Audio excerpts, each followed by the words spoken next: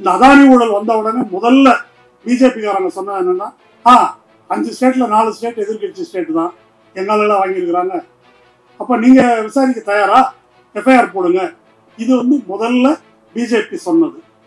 அதுக்கு அடுத்தது ஏன் சுப்ரீம் கோர்ட்ல ஒரு கேஸ் போடுங்களேன், சுப்ரீம் கோர்ட் மேல அவ்வளவு நம்பிக்கை அவங்களுக்கு, சுப்ரீம் கோர்ட்ல கேஸ் போடுங்க. இது ரெண்டாவது அவர்கள் சொன்னது. இப்போ அவர்கள் என்ன சொல்லுகிறார்கள் என்றால், நாங்கள் வெளியிட்ட செய்தியை மோடியும் இப்படியே சொல்லியிருக்காங்க, மோடியும் பாரதிய ஜனதாவும் மிகவும் கேடாக தங்கள் நோக்கத்துக்கு பயன்படுத்துகிறார்கள் அப்படின்னு அந்த மீடியா பார்த்து பத்திரிகை செய்து கொடுத்திருக்காங்க. வினோத் அதானியும் சாகர் அதானியும் நேரடியாக இந்த நடவடிக்கைகளில் ஈடுபட்டார்கள் என்பது தெளிவா அந்த இண்டக்ட்மெண்ட்ல குறிப்பிடப்பட்டது. ட்ரம்ப் எல்லா பேரத்துக்கும் தயாராக இருப்பார், ஆனா கணிசமான அளவுக்கு இந்தியா அதற்கு விலை கொடுக்க வேண்டியிருக்கும். இதுக்கு அதானி செஞ்ச அயோக்கியத்தனத்துக்கு நாம் விலை கொடுக்க வேண்டியிருக்கும். சர்வதேச அளவில் இது ஒரு திருட்டு கூட்டம் என்று ஏற்கனவே ஹிண்டன்பர்க்ல அம்பலமா இருக்கு, ரெண்டாவது இப்ப இதுல அம்பலமா இருக்குது. அதனால முதலீட்டாளர்கள் மத்தியில அவர்கள் மீதான நம்பிக்கை சீர்குலைந்திருக்கிறது. அதை அவர்களால் மாற்ற முடியாது. ரயில்வே, மின்சாரத்துறை, அப்புறம் கோல் மினிஸ்ட்ரி, நிலக்கரி, 3 பேரும் சதி செய்து சப்ளையை மாநிலங்களுக்கு நிறுத்தி யார்கிட்ட இம்போர்ட் பண்ண அதானியிடம் மொத்தமும் அதானியை சார்ந்து இருக்கும் நிலைக்கு ஆளாகிறது. இன்னொன்னு ஒரு மொனோபொலி அவன் வச்சதுதான், அது நீங்க ஒன்றும் பண்ண முடியாது. அதானி தான் இந்தியா என்று அவர்கள் சொல்லுகிறார்கள் என்றால் அதை எப்படி அவனை சொல்லுவேன்னு நம்ம கோவப்படலாம். ஆனா தவிர்க்க இயலாமல் நம்ம அந்த இடத்துக்கு கொண்டு வந்து நிறுத்துறாங்க. ஊழல் என்பது முதலாளி வர்க்கத்தின் ஆதாயத்துக்காக, முதலாளி வர்க்கம் தன்னுடைய அதிகாரத்தை, உடைமையை பாதுகாத்துக் கொள்வதற்காக அரசியல்வாதிகளுக்கோ அதிகாரிகளுக்கோ அவங்களுக்கு வீசுற எலும்பு துண்டு. பிரச்சனை அவன் தான், நீங்க அதை ஒழிச்சாதான் இது போகும். அரண்சை நண்பர்களுக்கு வணக்கம். அரண்சை ஊடகம் சுயேட்சையாக இயங்குவதற்காகவே உருவாக்கப்பட்டது. நாம் செய்கிற வேலை உண்மையிலேயே மக்களுக்காக செய்கிறோம் என்பதை நீங்கள் நம்பினால், வாய்ப்பு இருந்தால் இந்த ரேசர் பே QR கோடுக்குள்ளே நீங்கள் அதை ஸ்கேன் பண்ணி எங்களுக்கு உங்களால் இயன்றதை, விருப்பம் இருந்தால் ஆதரவு தெரிவிக்கலாம். சட்டமன்றத்தில் நடைபெற்ற விவாதம் பற்றி தோழர் இந்திரகுமார் சொன்னார். சட்டமன்ற விவாதத்துக்கு பிறகு நேற்று சன் தொலைக்காட்சியில டிபேட் விவாதம் பார்த்தேன். அந்த விவாதத்தில் எழுப்பப்பட்ட கேள்வி, பாமக சார்பாக எழுப்பப்பட்ட கேள்வி, ஏற்கனவே ராமதாஸ் ஒரு அறிக்கை விட்டிருந்தார் தலைவர், முதலமைச்சர் ஸ்டாலின் அதானியை சந்தித்தாரா இல்லையா அப்படின்னு கேட்டிருந்தாரு. அவருக்கு வேற வேலை இல்லைன்னு சொல்லிட்டு போயிட்டாரு முதல்வர். அதற்கு பிறகு சில நாட்களுக்கு முன்னால செந்தில் பாலாஜி முதல்வர் சந்திக்கவில்லை என்ற அறிக்கையை வெளியிட்டார். நேற்றைக்கு சட்டமன்றத்திலே பாமக சட்டமன்ற உறுப்பினர் பாலு முதல்வர் சந்தித்தாரா என்ற பிரச்சனையை சட்டமன்றத்தில் எழுப்பவே இல்லை. இந்திரகுமார் சொன்னது போல ஒரு ஆங்கில ஊடகம் நியூஸ் மினிட் அவங்க தான் இந்த பிரச்சனையை கிளப்பி விட்டது. முதல்ல இந்த மாதிரி அதானி வந்தாரு பார்த்தாங்க, அப்புறம் ECR ரோடுக்கு போனாரு, அங்க போனாரு அப்படின்னாங்க. இப்ப இப்படி ஒரு மறுப்பு வந்த பிறகு அது ஒரு யோக்கியமான ஊடகமா இருந்தா தான் வெளியிட்ட செய்தி தவறான செய்தி குறித்து விளக்கம் சொல்லணும்.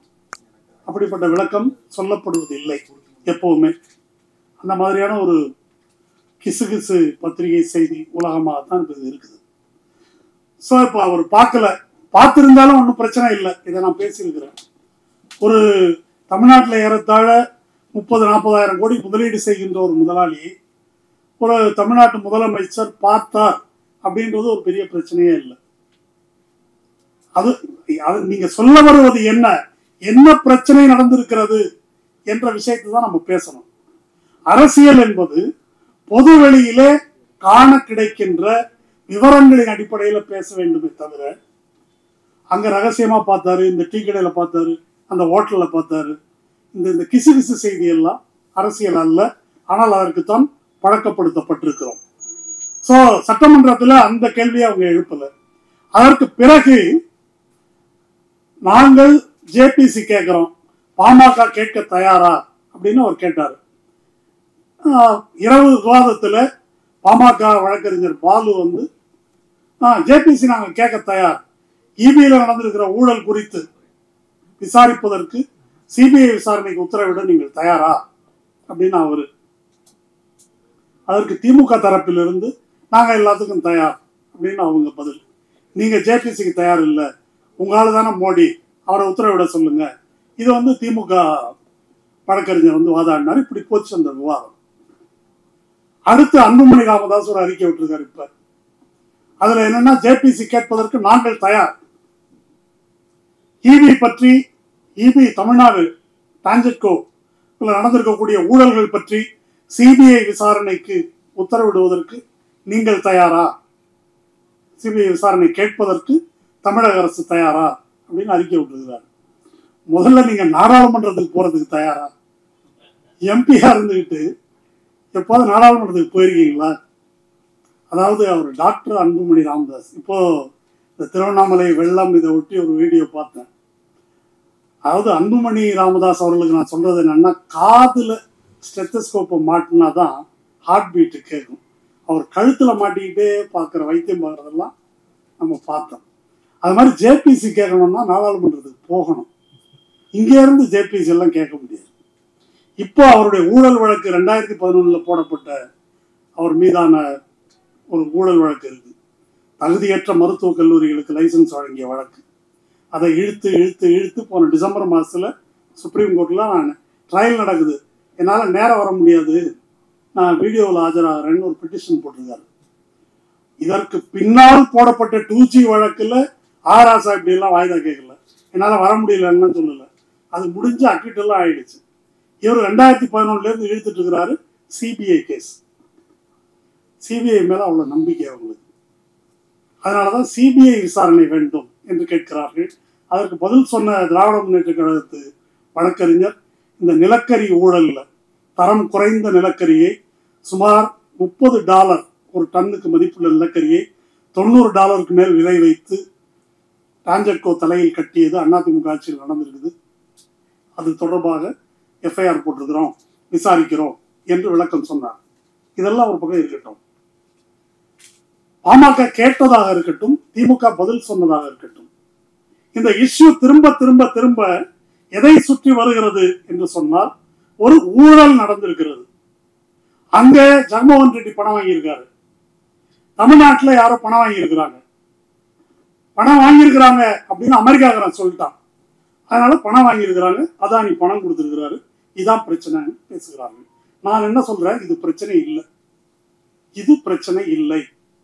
யார் எவ்வளவு வாங்கினார்கள் என்பது எனக்கு பிரச்சனை இல்லை. எந்த ஒரு பிரச்சனையிலும் எது முதன்மையானது என்பதை நம்ம பார்க்கணும். ஒரு அனாலஜி, ஓமானங்கள் எல்லாம் ஊனமுற்ற என்றாலும் ஒரு உதாரணம், இப்போ தண்ணி அடிக்கிறார் ஒருத்தர், குடிகாரராக இருக்காரு. குடியினால் ஏற்படக்கூடிய மிகப்பெரிய பாதிப்பு என்ன? ஈரல் கெட்டு போய் மரணம் நேரும். அப்புறம் வருமானம் செலவாகி குடும்பத்தில் பொருளாதார நெருக்கடி வரும், கணவன் மனைவி சண்டை வரும், பிள்ளைகள் ஒழுங்கா படிக்காம வீணா போவாங்க. இப்படி பல துணை விளைவுகள் இருக்கு.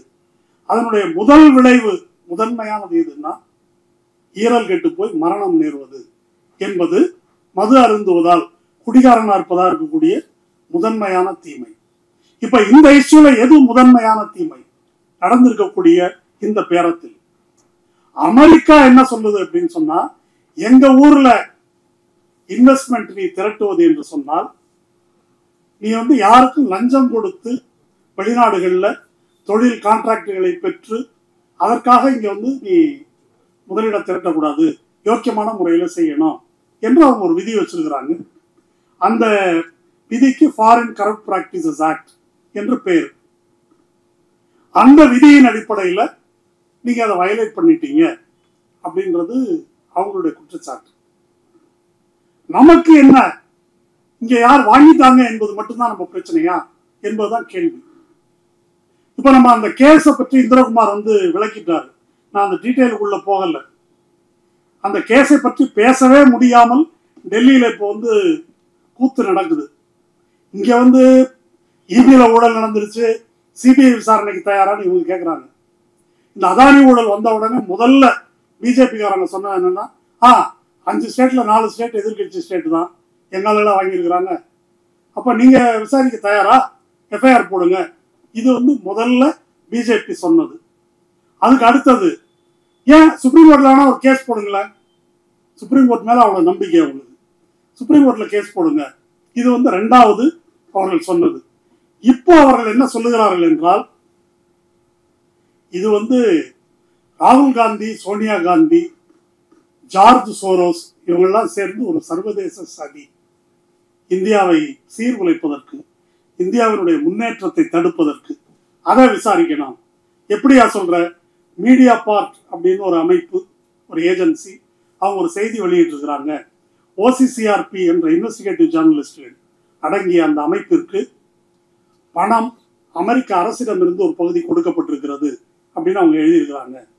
அதுல இருந்தே தெரியலையா, American deep state, George Soros, Sonia Gandhi இவர்களெல்லாம் சேர்ந்து ஒரு சதி செய்கிறார்கள் இந்தியாவை கவிழ்ப்பதற்கு அப்படின்றது அவங்களுடைய வாதம். அந்த மீடியா பார்ட் என்ற செய்தி வெளியிட்டிருக்கிற நிறுவனம், நாங்கள் அப்படி ஒரு செய்தியே வெளியிடல, யார் யாருக்கு என்ன ஃபண்டிங்னு சொல்லியிருக்கிறோம் அவ்வளவுதான். நாங்கள் வெளியிட்ட செய்தியை மோடியும், இப்படியே சொல்லியிருக்காங்க, மோடியும் பாரதிய ஜனதாவும் மிகவும் கேடாக தங்கள் நோக்கத்துக்கு பயன்படுத்துகிறார்கள் அப்படின்னு அந்த மீடியா பார்ட் பத்திரிகை செய்தி கொடுத்திருக்காங்க. யார் அந்த மீடியா பார்ட்? அந்த மீடியா பார்ட் தான் ரஃபேல் ஊழலை பிரான்ஸ்ல வெளிக்கொண்டு வந்த ஒரு அமைப்பு. அந்த கூறு வெக்கம் கூட உங்களுக்கு இல்லை. அப்போ இது எப்படி நடக்குது? இதெல்லாம் எதுக்கு சொல்றேன்னா, இங்க திமுக வாங்கிருச்சா, அங்க ராகுல் காந்தி, சோனியா காந்தி ஃபாரின் ஏஜென்ட். இதுதான் இந்த அஃபென்ஸ், தாக்குதல் முனை எதை நோக்கி திருப்பப்பட்டிருக்கிறது அப்படின்றத நம்ம பார்க்கணும். யார் கேள்வி கேட்கிறாங்களோ அவங்க தன்னிலை விளக்கம் தருவது போல.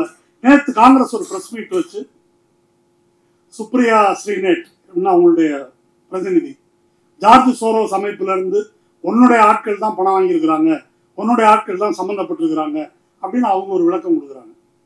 ஒவ்வொரு முறையும் அவர்களுக்கு எதிராக பிரச்சனை வரும்போது இப்படி அவர்கள் திருப்புகிறார்கள்.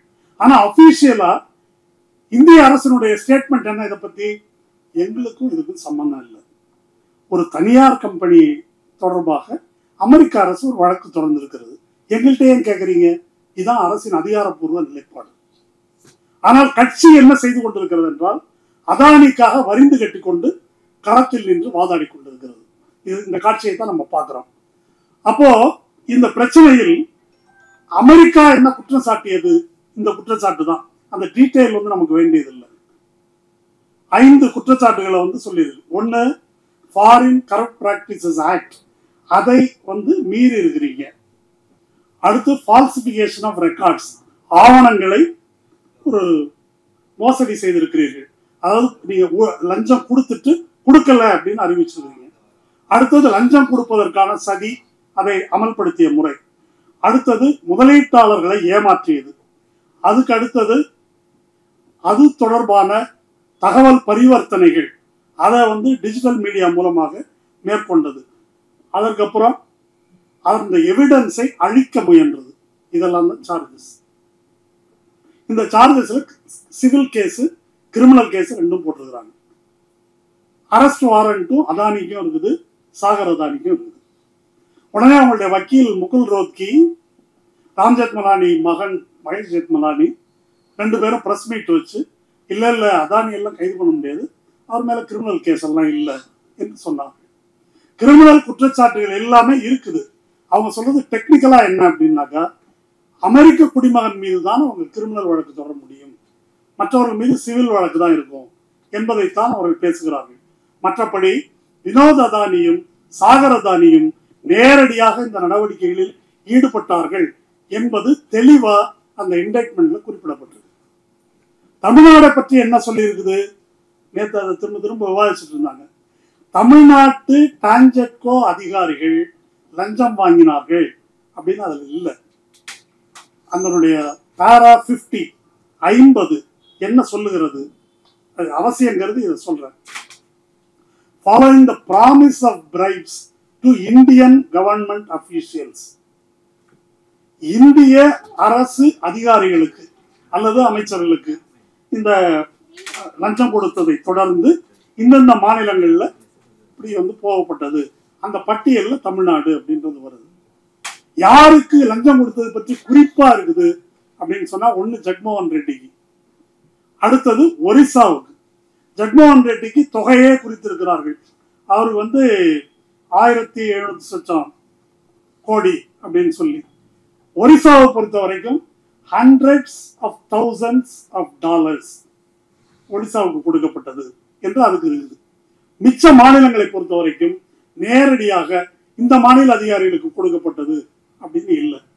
இதெல்லாம் போக கூட்டினாக்கா ஒரு 100-200 கோடி ரூபாய் வருது மிச்சம், கணக்கு கூட்டி கழிச்சு பார்த்தா. அது யாருக்கு எவ்வளவு கொடுக்கப்பட்டது என்று குறிப்பாக இல்லை. அப்ப இங்க ஏதாவது வழக்கு தொடரணும் அப்படின்னு சொன்னா அதற்கான பிரைமா ஃபேசி எவிடன்ஸ் இங்க இருக்கணும். இல்லாமல் ஒரு வழக்கெல்லாம் தொடுக்க முடியாது. அப்ப இவங்க இந்த வாத முறையே என்பது தவறு. இதுதான் அதுல இருக்கிறது. இப்போ இந்த வழக்கில் இந்த அடிப்படையில அமெரிக்கா இந்த வழக்கை தொடுத்திருக்கிறது. இந்த வழக்கு பற்றி அதானியினுடைய கருத்து என்ன? அது ரொம்ப சிறப்பான கருத்து. தடைக்கல்லை படிக்கல்லாக்குவோம், இப்படியே டயலாக். நான் சொல்றது மிகையாலாம் சொல்லல. இங்கிலீஷ்ல என்ன சொல்லியிருக்காங்க தெரியுமா? All obstacles will turn obstacles into stepping stones. அதுக்கு மேல இன்னொன்னு சொல்றாரு, பெரிய கனவுகளை காணும் போது இப்படி பொறாமப்படுறது நடக்கதான் செய்யும். அதான் இந்தியா பயங்கரமா விரிவடைஞ்சு போகும்போது பொறாம, அதுதான் ஜார்ஜ் சோரோஸ் சதி, அதெல்லாம் இவங்க சொல்றாங்க. ஆனால் அதானி கடுமையா பாதிக்கப்பட்டிருக்காரு. இந்த செய்தியெல்லாம் வந்துருக்கு, நம்ம ஏற்கனவே பேசியிருக்கிறோம், அது அதிகம் போக வேண்டியதில்லை. மிக முக்கியமாக இந்த மார்ச் 2024 இந்த மாதிரி அதானி பற்றி ஒரு விசாரணை நடக்கிறது என்ற செய்தியை ப்ளூம்பர்க் என்ற பத்திரிகை, அந்த பத்திரிகை தான் இந்த செய்தி வருது. அது எக்கனாமிக் டைம்ஸ் இந்தியாவில் வெளியிடுது. இது வந்த உடனேயே அதானி, இந்த அசூர் இவற்றில் முதலீடு செய்த முதலீட்டாளர்கள் இவங்களை தொடர்பு கொண்டு, என்னப்பா உன்னை பத்தி FBI விசாரணை, federal bureau of investigation, criminal விசாரணை நடக்கிறதா வந்திருக்குது, என்னன்னு கேட்டப்போ அதெல்லாம் பொய், வதந்தி, நம்பாதீங்க என்று இவர்கள் சொல்லி இருக்கிறார். அப்போ இதுல மிக முக்கியமா முதலீடு செய்த டோட்டல் எனர்ஜி என்ற ஒரு மிகப்பெரிய முதலீட்டு நிறுவனம் பிரான்ஸ்ல இருக்குது. இந்த அதானியில ஏறத்தாழ 25%, 25% முதலீடு செய்திருக்கிற நிறுவனம். அவங்க இது மாதிரி அவங்க பொய் சொல்லிட்டாங்க. அதனால இனிமே இவர்களுடைய நிறுவனத்தில் நாங்கள் முதலீடு செய்வதாக இல்லை என்றே வெளிப்படையாக அறிவிச்சிருக்கிறாங்க. வேற மூடிஸ் போன்ற ஸ்டாண்டர்ட் அண்ட் புவர் என்ற தர நிர்ணய நிறுவனங்கள் எல்லாம் அதானியினுடைய பங்குகளின் தரத்தை குறைத்திருக்கின்றன. இதெல்லாம் விளைவுகள். இந்த விளைவுகளை எல்லாம் மறைத்து கொண்டு சவடாலாக அதானி பேசுகிறார். இன்னொரு மிக முக்கியமான அவர்களுக்கு இருக்கிற நம்பிக்கை என்ன அப்படின்னு சொன்னா, இந்த ஆட்சி போக போது ட்ரம்ப் வர போறாரு. ட்ரம்ப் நம்மாள். நம்மாள்னா யாருடைய ஆளு? மோடியுடைய ஆளு. அப்ப ட்ரம்ப்பை நம்ம பார்த்துக்கலாம். இந்த வழக்கை பற்றி, இந்த வழக்கு எப்படி முடியும் என்பதை பற்றி பல ஊகங்கள் எழுதுறாங்க. இதுல குற்றத்தை ஒப்புக்கொண்டு அல்லது ஒப்புக்கொள்ளாமல் சில மில்லியன் அல்லது பில்லியன் டாலர்கள் ஒரு தண்டத்தொகை கட்டி இதுல இருந்து விடுதலை பெற முடியும், அப்படி ஒரு ஆப்ஷன் இருக்குது அப்படின்னு சொல்றாங்க. இன்னொன்று மிக முக்கியமாக, இதே ப்ளூம்பர்க்ல ஆண்டி முகர்ஜி என்ற காலம்னிஸ்ட் என்ன எழுதுறாருன்னா, ட்ரம்ப் எல்லா பேரத்துக்கும் தயாராக இருப்பார், ஆனா கணிசமான அளவுக்கு இந்தியா அதற்கு விலை கொடுக்க வேண்டியிருக்கும். இதுக்கு அதானி செஞ்ச அயோக்கியத்தனத்துக்கு நாம் விலை கொடுக்க வேண்டியிருக்கும். அந்த மாதிரி ஒப்பந்தங்கள் இந்தியா மீது திணிக்கப்படும், அப்படி டீல் பேசுவார் ட்ரம்ப். இதற்கு மேலேயே இன்னொரு ஆப்ஷன் இருக்குது. ட்ரம்ப் எப்படிப்பட்ட ஆள்னா நம்ம ஆளுங்க மாதிரி தான் அவரும். ட்ரம்ப்புக்கு இந்தியாவில் சொத்து இருக்கு தெரியுமா உங்களுக்கு? Trump towers. அவங்களுக்கு முக்கியமான நகரங்கள் மும்பை, புனே, குருகிராம், நொய்டா, பெங்களூர், ஹைதராபாத், எல்லா இடத்துலையும் மொத்தத்தில் 80 லட்சம் சதுர அடிக்கு கட்டடங்கள் இருக்குது. 80 லட்சம் சதுர அடிக்கு. அது பேர் ட்ரம்ப் டவர்ஸ் என்பது பெயர். அதனால அவங்களுக்கு இன்னும் புதுசா நம்ம ஜி காட்டி விடலாம், இதெல்லாம் கொடுக்குறேன் அப்படின்னு சொல்லி. ஏஞ்சலா மார்க்கல் அப்படின்னு சொல்லி ஜெர்மன் சான்சலர், இப்போ அவங்க ஒரு புக் எழுதியிருக்காங்க, ஃப்ரீடம் அப்படின்னு, அவங்களுடைய ஆட்டோபயோகிராஃபி. அதில் ட்ரம்ப்போட நான் பேசும்போது அந்த ஆள் உலக விவகாரம் பேசுறதை விட ரியல் எஸ்டேட்டை பற்றி தான் அதிகம் பேசுகிறான்னு சொல்லியிருக்காங்க. அதனால் ட்ரம்ப்புடைய தன்மை அது. அதனால அப்படியெல்லாம் இவர்கள் முடிப்பதற்கான வாய்ப்புகளும் இருக்கிறது என்பதை நாம் கணக்கில் கொள்ள வேண்டும். அதனால இந்த வழக்கு இங்கதான் முடியல, அதெல்லாம் அமெரிக்காவில் மாட்டினாக தப்பிக்க முடியாது, இந்த சவடாலாம் நமக்கு தேவையில்லை. நாம் என்ன செய்ய முடியும், என்ன புரிந்து கொண்டிருக்கிறோம் என்பதை பற்றி தான் நாம் முக்கியமாக சிந்திக்கணும். அமெரிக்காவில் எது வேணா நடக்கலாம், அது இப்போ நம்முடைய கவலை அல்ல. ஆனால் சர்வதேச அளவில் இது ஒரு திருட்டு கூட்டம் என்று ஏற்கனவே ஹிண்டன்பர்க்ல அம்பலமாயிருக்கு. இப்போ ரெண்டாவது இப்போ இதில் அம்பலமாயிருக்குது. அதனால முதலீட்டாளர்கள் மத்தியில் அவர்கள் மீதான நம்பிக்கை சீர்குலைந்திருக்கிறது. அதை அவர்களால் மாற்ற முடியாது அப்படின்றது இதில் அவர்கள் தவிர்க்க இயலாமல் அவர்களுக்கு ஏற்பட்டிருக்கின்ற பாதிப்பு. ஓகே, இப்போ நம்ம விஷயத்துக்கு வந்து வரலாம். எங்க ஊர் முதலீட்டாளர்களை ஏமாத்திட்டீங்க என்பதுதான் அமெரிக்கா போட்டுக்கிற கேஸுக்கு வந்து அடிப்படை. ஊழல் பண்ணிட்டீங்க, வாக்குறுதி ஏற்ப இல்லாமல் இப்படி பண்ணிட்டீங்கன்றது. இப்போ நம்முடைய அலகேஷன் என்ன? இப்போ இவங்க சொல்றாங்களே திமுக காசு வாங்கிடுச்சு, சத்தீஸ்கரில் காசு வாங்கிட்டாங்க. அந்த சத்தீஸ்கர் பழைய முதல்வர் பாக்கியெல்லாம் எஃப்ஐஆர் போடியா சிபிஐயில் இப்படியே ஸ்டேட்மெண்ட் விட்டுருக்காரு, நீ போடு அப்படின்னு சொல்லியிருக்காரு. இந்த கேஸை நாம் எப்படி பார்க்க வேண்டும் அப்படின்றது கேள்வி. யார் கொடுத்தாங்க, யார் வாங்கினாங்க என்பதா? இது வந்து ஒரு மிகப்பெரிய கான்ஸ்பிரசி. SCCI அவர் சொன்னார்ல, SECI, solar energy corporation of India, அப்புறம் செபி பங்குச்சந்தையை ஒழுங்குபடுத்தக்கூடிய நிறுவனம், மோடி, அதானி, அப்புறம் power ministry, renewable energy ministry, இவங்க எல்லாரும் சேர்ந்து நடத்தி இருக்கிற ஒரு கூட்டு சதி. இது ஒரு எல்லாரும் இணைந்து நடத்தி இருக்கிற ஒரு கான்ஸ்பிரசி. அந்த கான்ஸ்பிரசி தான் நம்ம பேச வேண்டிய விஷயம். அதுல வந்து இவங்க எவ்வளவு வாங்கினாங்க, அவங்க எவ்வளவு வாங்கினாங்க அப்படின்றது சும்மா சிதறிய ஒரு எலும்பு துண்டு மாதிரி ஏதாவது வாங்கியிருந்தா கூட. இதை பற்றி தான் நாம் பேச வேண்டும். அதை பத்தி நம்ம பேசுவோம். இப்போ இப்படி போகலாம். மோடி வந்து உலக அளவிலேயே குளோபல் வார்மிங் அப்படின்றது ஒரு சீரியஸான பிரச்சனை, நமக்கு தெரியும். அதனால இந்த கிரீன் எனர்ஜியை நோக்கி, ரினியூவபிள் எனர்ஜியை நோக்கி, அது வந்து ஹைட்ரோ எலக்ட்ரிக் பவரோ, விண்ட் பவரோ, சோலார் பவரோ, அதை நோக்கி மாற வேண்டும் அப்படின்றது உலக அளவில் ஒரு போக்கா இருக்குது. வெஹிக்கிள் அது இதெல்லாம் வர்றதை நம்ம பார்க்குறோம். அப்போ இது வந்து குளோபலா இருக்கக்கூடிய ஒரு நிலை. பருவநிலை மாற்றம் குறித்த ஆய்வுகள், அதனால ஒவ்வொருத்தரும் குளோபல் வார்மிங்கிலிருந்து அதை தடுப்பதற்கு எந்த அளவுக்கு அந்த தங்களுடைய மின் உற்பத்தி முறைகளை வந்து மாற்றுகிறாங்க அப்படின்றது ஒப்பந்தங்கள்லாம் வந்து கையெழுத்தாகுது, பேசுகிறோம். வந்து எப்பொழுதுமே மோடிஜி மிகப்பெரிய கனவு உள்ளவர் இல்லையா? அவர் வந்து இந்தியா வந்து இன்னைக்கு இந்தியாவினுடைய ஒரு பவர் டிமாண்ட் அப்படின்றது 170 250 கிகாவாட், 170 250 கிகாவாட் மொத்தமா. அவர் வந்து 2030க்குள்ள 400 கிகாவாட் மின்சாரம், 1000 மெகாவாட் ஒரு கிகாவாட், 400 கிகாவாட் மின்சார சோலார் பவரை நாம் உற்பத்தி செய்ய வேண்டும் அப்படின்னு ஒரு இலக்கு வைக்கிறாரு மோடி. அந்த இலக்கை எப்படி நிறைவேற்றுவது? அதுக்கு தான் இந்த SCCI, solar energy corporation of India. Solar energy corporation of India என்ன செய்கிறது? அது உங்களுக்கு ஏற்கனவே தெரிந்த விஷயங்கள் தான். Solar energy corporation of India இப்படி 8×12 கிகாவாட் மின்சாரத்துக்கு, இந்த கேஸில் இந்த மின்சாரத்துக்கு டெண்டர் வந்து கோருது. 12 கிகாவாட் மின்சாரம் உற்பத்தி செய்ய வேண்டும், அதுக்கு டெண்டர் கொடுங்க அப்படின்னு கேட்குது. டெண்டருக்கு தகுதியானவர்கள் யார்? டெண்டருக்கு தகுதியானவர்கள் யாருனாக்கா, சூரிய ஒளி தகடுகளை வைத்து கொண்டு மின்சார உற்பத்தி மட்டும் நீங்க செய்றீங்கன்னா நீங்க தகுதியானவர்கள் அல்ல.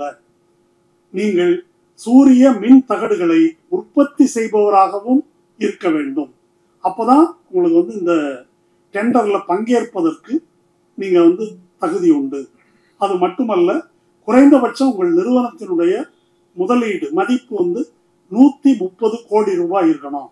அப்போ மட்டும்தான் நீங்க இதுக்குள்ள வர முடியும் என்று டெண்டருக்கு நிபந்தனை விதிக்கிறார்கள். இந்த நிபந்தனைகளை நிறைவேற்றக்கூடியவர்கள் 3 பேர் தான் இருக்கிறாங்க.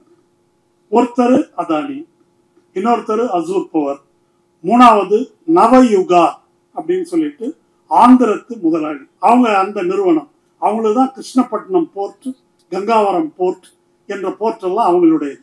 இந்த 3 பேர் தான் இந்த டெண்டருக்குள்ள வந்து போறாங்க. டெண்டர்ல வந்து 2 ரூபாய் 92 காசுகள், 93 காசு அவங்க கோட் பண்றாங்க. அதானி 2.92 கோட் பண்றாரு. அசூர் பவர் 2.92 கோட் பண்றாங்க. நவயுகா 293 கோட் பண்ணுது. அதனால இவங்க கொடுத்துட்டாங்க 2ஐயும், 8/12 இவர்களுக்கு, இந்த அதானிக்கும் அசூர் பவருக்கும் கொடுக்கப்படுகிறது. இது இப்போ இப்படி ஏன் இந்த விதிமுறை? நீங்க மின்சாரம் உற்பத்தி செஞ்சா மட்டும் பத்தாது, மின்சார உற்பத்திக்கு தேவையான தகடையும் உற்பத்தி செய்ய வேண்டும் என்ற விதிமுறை எதற்காக வைக்கப்பட்டது என்று சொன்னால், அப்படி ஒரு விதிமுறையை வைத்தால்தான் மற்றவர்களை விலக்க முடியும் என்பதற்காகவே இந்த விதிமுறை வைக்கப்பட்டது. இந்த விதிப்படி இவங்க மட்டும்தான் உள்ள வர முடியும் என்பதை ஏற்படுத்துவதற்காக இது வைக்கப்பட்டது. சரி, அப்ப அதானி ஏற்கனவே இதையெல்லாம் சொந்த முறையில் அந்த தகடுகளை உற்பத்தி செஞ்சு அது வழியாக தான் மின்சாரத்தை உற்பத்தி பண்றாரா? இல்லை. நீங்க ஒரு 60 மாசத்துல அந்த தகடு உற்பத்தி பண்றதை நீங்க செய்யுங்க. இது ஒப்பந்தம். 60 மாதம் அவருக்கு டைம், அதாவது 5 ஆண்டுகள் அவருக்கு டைம் தரப்படுது. அது மட்டுமல்ல, இப்போ எப்படிங்க உற்பத்தி பண்ண போறீங்க? இப்போ எப்படி உற்பத்தி பண்ண போறீங்க அப்படின்னு சொன்னா, இப்போ நாங்க ஆத்ம நிர்பார், இந்த நாட்டில் உற்பத்தியான தகடை வச்சுதான் நாங்க மின்சாரத்தை உற்பத்தி செய்ய போகிறோம், மோடி சுயசார்பு ஆத்ம நிர்பார்னு சொல்லியிருக்காரு அப்படின்னு பதில் சொல்றாங்க. ஆனால் அந்த தகடுகளில் ஆக பெரும்பான்மையா இம்போர்ட் பண்ணி சீனாவிலிருந்து கொண்டு முடுக்கப்பட்டவை. அதே நேரத்தில் ஏறத்தாழ 30 கிகாவாட் மின்சாரம் உற்பத்தி செய்யக்கூடிய அளவிற்கு மின் தகடுகள் உற்பத்தி செஞ்சு மின்சாரம் உற்பத்தி செய்யக்கூடிய சோலார் மின் உற்பத்தி நிறுவனங்கள் சும்மா கிடக்குது. ரொம்ப ரொம்ப ரொம்ப முக்கியம். 30 கிகாவாட் உற்பத்தி செய்யக்கூடிய மின்சார உற்பத்தி சோலார் மின் உற்பத்தி நிறுவனங்கள் ஆர்டர் இல்லாமல் முடங்கி இருக்கின்றன. நேற்று 2ஆம் நாள் பிசினஸ் ஸ்டாண்டர்ட்ல செய்தி வந்திருக்குது. திருநெல்வேலியில கங்கை கொண்டான்ல டாடா மின் தகடுகள் உற்பத்தி பண்றாங்க. 6-7 கிகாவாட்டுக்கு மின் தகடு உற்பத்தி பண்றாங்க. விக்ரம் சோலார் என்ற ஒரு நிறுவனம், அவங்க 2 கிகாவாட்டுக்கு மின்சாரம் உற்பத்தி பண்றாங்க. அந்த விக்ரம் சோலார் என்ற நிறுவனம் தங்களுடைய வெப்சைட்ல இந்த கான்ட்ராக்ட் மோசடி என்றே எழுதியிருக்கிறார். இந்த கொடுக்கப்பட்ட கான்ட்ராக்ட் இது எப்படி மின்சாரம் உற்பத்தி செய்யறவங்க தகடு எப்படி உற்பத்தி செய்ய முடியும்?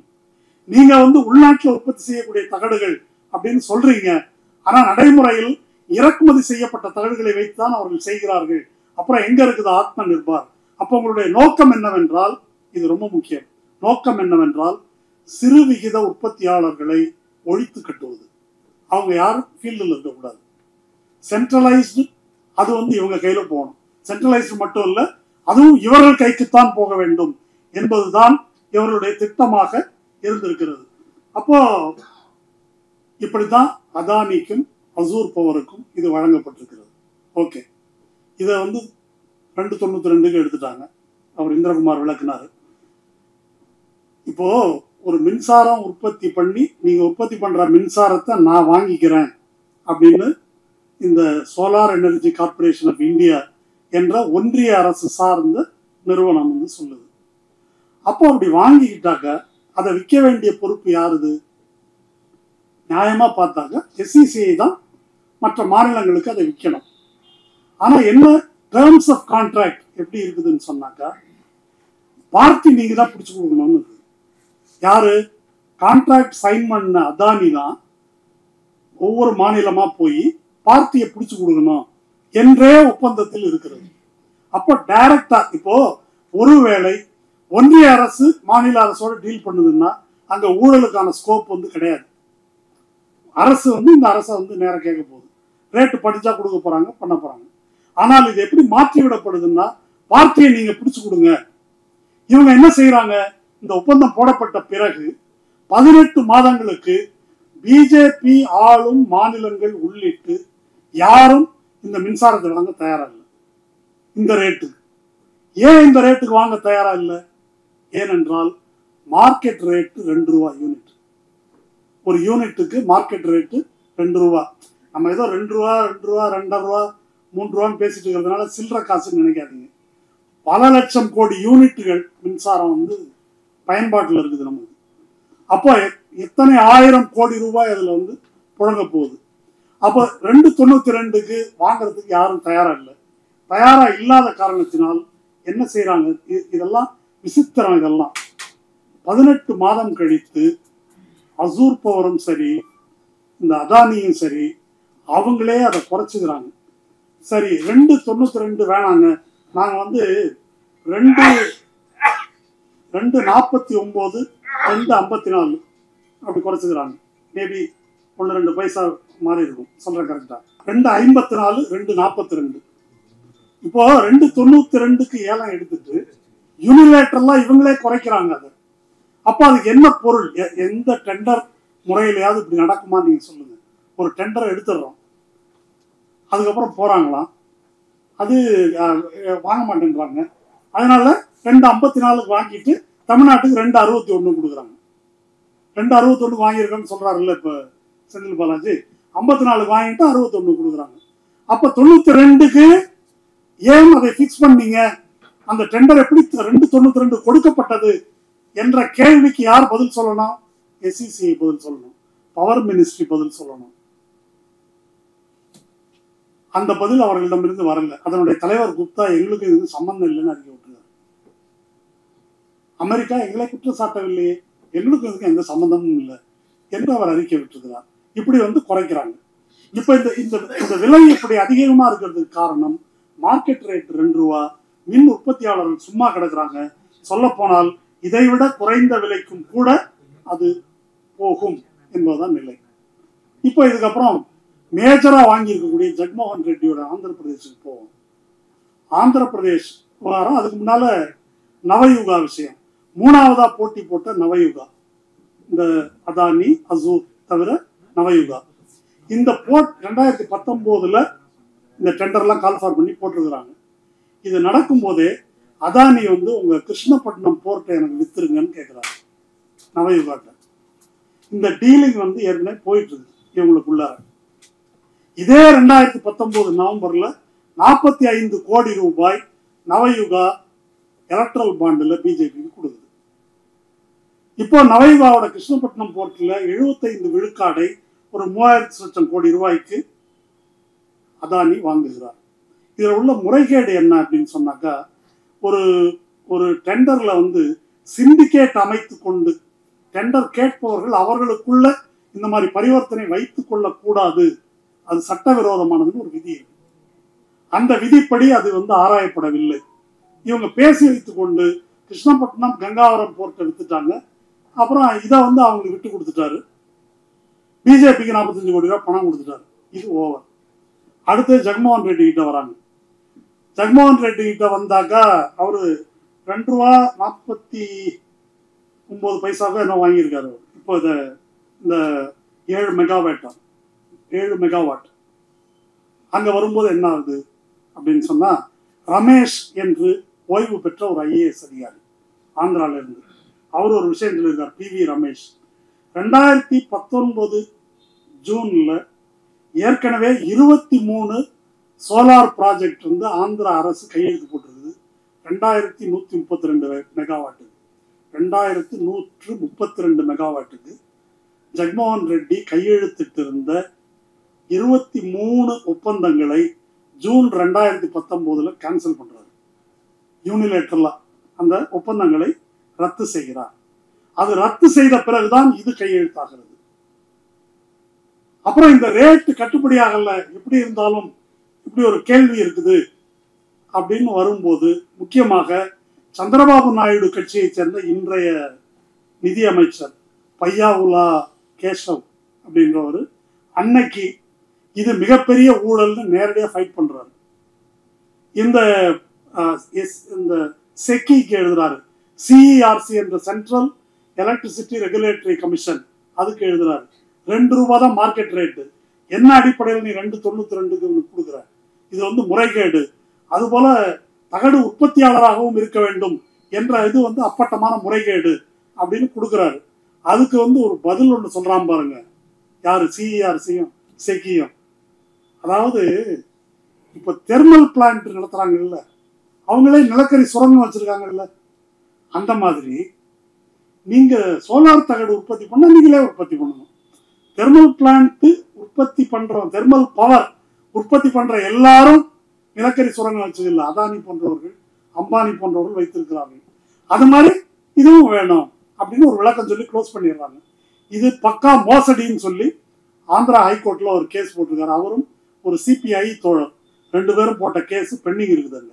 இந்த மாதிரி பிரச்சனைகள் இருக்கிறதுனால வேற ஒரு வேலை ஒன்று செய்யறாங்க. சரி, சூரிய மின்சாரத்தை வாங்கியாச்சு. எங்க குஜராத்தில் அவர் பெரிய பிளான்ட் போட்டிருக்காரு அதானி. அங்கேருந்து ஆந்திராவுக்கு மின்சாரம் வரணும். இந்த மின்சாரம் டிராவல் பண்றதுக்கு அதுக்கு ஒரு கம்பி வழியாக தானே வரணும். அதுக்கு ஒரு கட்டணம் இருக்கிறது. அதுக்கு பேர் inter state transmission system charges அப்படின்னு பேர். ஒரு யூனிட்டுக்கு 80 பைசா கட்டணம். அங்கேருந்து இந்த மின்சாரம் வர்றது. இப்போ ஒரு 2 ரூபா 40 காசுக்கு வாங்கினா ஒரு யூனிட்டுக்கு 80 பைசா இப்போ லாரி வாடகை மாதிரி இது.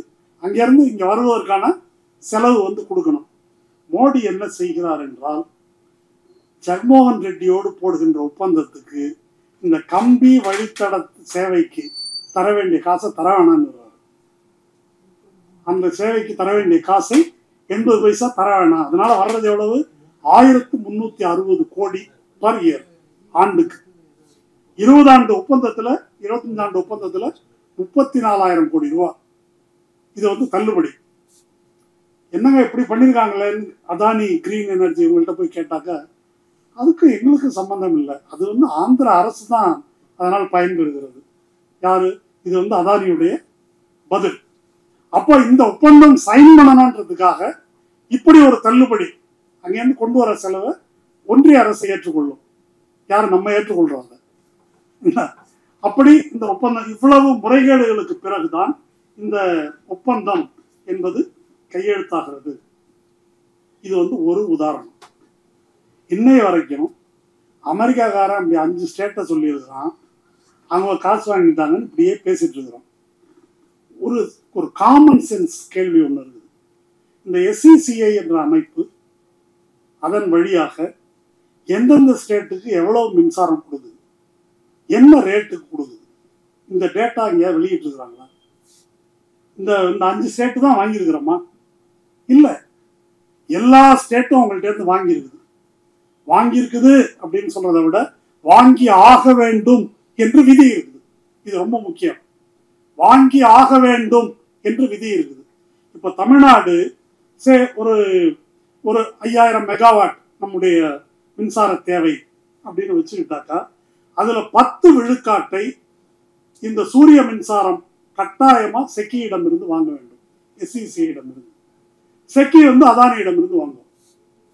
இந்த 10% என்பது எல்லா மாநிலங்களுக்கும் விதிக்கப்பட்டிருக்கின்ற ஒரு விதி என்பதை நாம் புரிஞ்சுக்கணும். இதுதான் இருக்கிறதுலே ஒரு மிகப்பெரிய ஃப்ராடு. இந்த ஃப்ராடு இதன் அடிப்படையில் இதை EAS சர்மா என்ற முன்னாள் ஓய்வு பெற்ற பவர் செக்ரட்டரி, ஒன்றிய பவர் மினிஸ்ட்ரியில் இருந்தவர், ஃபினான்ஸ் மினிஸ்ட்ரியில் இருந்தவர், அவங்க people's commission on public sector units and public services அப்படின்னு ஒரு அமைப்பு வச்சிருக்கிறாங்க. அதன் சார்பாக அவங்க ஒரு அறிக்கை விட்டுருக்கிறாங்க. அந்த அறிக்கையினுடைய சாராம்சம் என்ன என்று சொன்னால், இந்த உரையின் ஆரம்பத்தில் நான் சொன்னேனே அதுபோல இது Adani, power ministry, renewable energy ministry, SECI எல்லோரும் சேர்ந்து நடத்திய ஒரு கூட்டு சதி. நம்பர் 1. நம்பர் 2, 10% மின்சாரத்தை வாங்க வேண்டும் என்று எலக்ட்ரிசிட்டி ஆக்ட் 2003 உடைய செக்ஷன் 11 அதன் அடிப்படையில் ஒன்றிய அரசு மாநிலங்களை கட்டாயப்படுத்துவது சட்டவிரோதமானது. அப்படி இடம் இல்லை. நம்ம நீட்டுக்கு மாநில உரிமை மற்றதெல்லாம் பேசுறோம். ஆனா 10% அவன் சொல்ற ரேட்டுக்கு வாங்கணும் என்று நாம் நிர்பந்திக்கப்படுகிறோம். அதுக்கு மேல அவங்க ஒன்று சொல்றாங்க, நிலக்கரி பேரத்துல ஒரு மிகப்பெரிய ஊழல் நடந்திருக்கு. இதை படிக்கும்போது எனக்கே அதிர்ச்சியா இருந்தது. இப்படியே சொல்லியிருக்கிறாங்க, railways, power and coal ministries conspired to stop supply of coal, forcing states to import coal. 3 அமைச்சரவைகளும், எது? ரயில்வே, மின்சாரத்துறை, அப்புறம் கோல் மினிஸ்ட்ரி, நிலக்கரி, 3 பேரும் சதி செய்து சப்ளையை மாநிலங்களுக்கு நிறுத்தி யார்கிட்ட இம்போர்ட் பண்ண? அதானிடமிருந்து.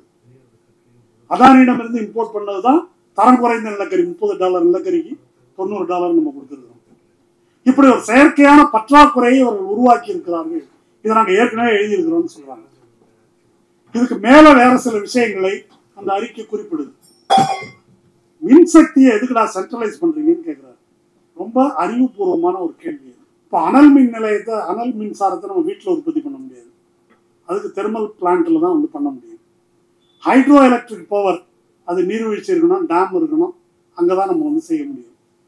விண்டு, காற்றாலை, அது காற்று வரக்கூடிய இடம், கடற்கரை, பெரிய மின் விசிறிகள், அதில் தான் வந்து செய்ய முடியும். ஆனால் சூரிய மின்சாரத்தை எங்க வேணா உற்பத்தி பண்ணலாம். அந்த மின் தகடு இருந்தால் எந்த இடத்திலும் அதை உற்பத்தி செய்யலாம். அதை ஏன் சென்ட்ரலைஸ் பண்றீங்க? அதை ஏன் சென்ட்ரலைஸ் பண்ணி அதன் நோக்கமே கார்பரேட்டுகளின் கொள்ளைக்கு வழிவகுப்பதுதான் என்பதை அவங்க விளக்குறாங்க. ரெண்டு சிம்பிளான விஷயம். ரூஃப் டாப்ல ஒரு ரிமோட் ஏரியாவில் இருக்கக்கூடிய, இன்னைக்கு இன்டர்நெட்ல வந்து பிராட்பேண்ட் கேபிளுக்கு பதிலாக இப்போ எலான் மஸ்க் வர்றாரு. அவர் வந்து சேட்டலைட்ல இருந்து கொடுக்க போறேன்னு சொல்றாரு. அது சர்வீஸ் ஏற்கனவே இப்போ நம்ம அதை பார்த்துட்டு இருக்கிறோம். அப்போ சோலார் பவரை இந்த கம்பியெல்லாம் இழுக்காம ரிமோட் ஏரியாவுக்கெல்லாம் சோலார் பவர் இந்த கிரிட்ல இருந்து தான் வரணும் என்று அவர்கள் இதை சார்ந்து இருக்க வேண்டிய அவசியம் இல்லை. அப்படி வீட்டுக்கு வீடு வச்சுக்கலாம். பம்பு செட்டுகள் அவங்க தனித்தனியா வச்சுக்கலாம். தனித்தனியா வேண்டாம், ஒரு லோக்கல் ஏரியா, ஒரு நகரத்துக்கு, ஒரு மாவட்டத்துக்கு, ஒரு ஏரியாவுக்கு, அந்த மாதிரி பிளான்ட்டை டீசென்ட்ரலைஸ்டா செய்ய முடியும். டீசென்ட்ரலைஸ்டா செய்யாமல் இருப்பதற்கு காரணம் கொள்ளையடிப்பது தான் நோக்கம் அப்படின்றத அவங்க எக்ஸ்போஸ் பண்றாங்க. இன்னொரு மிக முக்கியமான பாயிண்ட் அவங்க சொல்றது, இந்த ஒப்பந்தம் பூரா 20 வருஷம் 25 வருஷத்துக்கு ஒப்பந்தம். 20 வருஷத்துக்கு ஏன்டா ஒப்பந்தம் போடுறீங்க அப்படின்னு கேட்குறாங்க. இப்போ இந்த சோலார் மின் தகடுகளை பொறுத்த வரைக்கும் சீனா தான் காஸ்ட் எஃபெக்டிவா அதை வந்து உற்பத்தி செய்யும். ஒரு 10 ஆண்டுகளில் சோலார் மின் தகடுகள், ஒரு வாட் மின்சாரத்தை உற்பத்தி செய்யக்கூடிய தகடு $1.50 இருந்தது, $0.50 வந்துருச்சு விலை. மின்சாரத்தினுடைய விலை என்பது வீழ்ந்து கொண்டே இருக்கிறது. இனி வரக்கூடிய ப்ராசஸ்ல விலை வீழத்தான் செய்யும். ஆனா கான்ட்ராக்ட் வந்து போடுறாங்க. இப்போ $2.61 போட்டுருக்காங்கன்னா 20 வருஷத்துக்கு இதுதான் நம்ம கொடுக்கணும். இப்போ ஜெயலலிதா போட்டிருக்கிறாங்க, $7 நீங்கள் ஒப்பந்தம் போட்டிருக்கிறீர்கள், அதை நாங்க மாற்ற முடியாதுன்றாங்க. மாற்ற முடியாத ஒப்பந்தம். $7 கொடுக்குறோம் நம்ம அதே சூரிய மின்சாரத்துக்கு. ஜெயலலிதா காலத்தில் போடப்பட்ட ஒப்பந்தம். இப்படி ஒவ்வொரு ஸ்டேட்டுக்கும் ஒவ்வொரு விதமான ஒரு விலை என்பது நிர்ணயிக்கப்பட்டிருக்குது. இதை வந்து carbonCopy.info என்று இதை பற்றி சோலார் பவர், ரெனியூவபிள் எனர்ஜி பற்றி ஆய்வு கட்டுரைகளை வெளியிடக்கூடிய ஒரு சைட் இருக்குது. அதில் ராஜசேகர் என்ற பத்திரிகையாளர், டிஸ்பைட் தி ஸ்டேட் என்ற நூலின் ஆசிரியர், அவர் வந்து ஒரு கட்டுரை எழுதுறாரு. அதில் வந்து நிறைய விஷயங்களை குறிப்பிடுறாரு. இந்தியாவில் சோலார் பேனல் உற்பத்தி செய்பவர்கள் 100க்கும் மேற்பட்ட நிறுவனங்கள் ஏற்கனவே இருக்கின்றன. அவங்க உற்பத்தி செய்த தகடுகள் விற்பனைக்கு போகாம இருக்குது. இம்போர்ட் பண்ணக்கூடிய தகடை விட நம்ம விலை 2 பங்கு இருக்கு. 90 விழுக்காடு நம்முடைய விலை வந்து அதிகமா இருக்கு. இதெல்லாம் அவர் சொல்றது. இதுக்கு மேல நம்முடைய மின்சார தேவை என்பது நான் முதல்ல சொன்னது போல 170 இருந்து 250 மெகாவாட், 50 கிகாவாட். ஒரு விஷயம் நல்லா பார்த்துங்க. மின்சாரம் நெய்வேலி தெர்மல்ல அல்லது பேசின் பிரிட்ஜில் இங்கெல்லாம் உற்பத்தி ஆகுது மின்சாரம், அல்லது மேட்டூரில் ஹைட்ரோ இதில். இப்போ குளிர்காலமாக இருக்குது, ஏசி எல்லாம் அவ்வளோ இயங்கலை அப்படின்னாக்கா அங்கே உற்பத்தியை வந்து கம்மி பண்ண முடியும். எவ்வளோ தேவை குறையுதுன்னாக்கா அதற்கு தகுந்த மாதிரி அங்கே உற்பத்தியை குறைத்து கொள்ள முடியும். ஹைட்ரோ எலக்ட்ரிக் பவராக இருக்கட்டும் அல்லது தெர்மல் பவராக இருக்கட்டும். ஆனால் சூரிய மின்சக்தியை பொறுத்த வரைக்கும் அப்படியெல்லாம் குறைக்க முடியாது.